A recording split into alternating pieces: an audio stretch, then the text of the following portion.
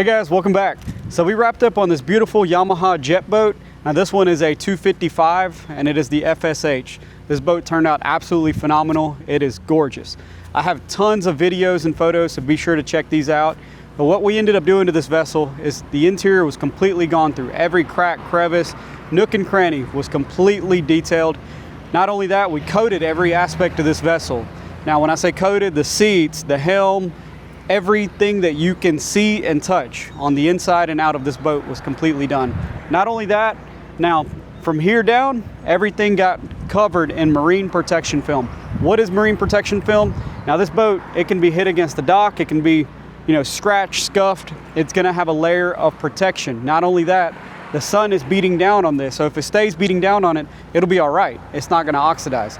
Now, not to stop there, we also added our coatings to this entire exterior of the vessel to make it super easy for the owner to maintain and keep up with. So back from those Long Island days, you can literally rinse the boat off. It's gonna be so much less maintenance on it. So be sure to check this video out and we'll see you guys soon. Bye for now.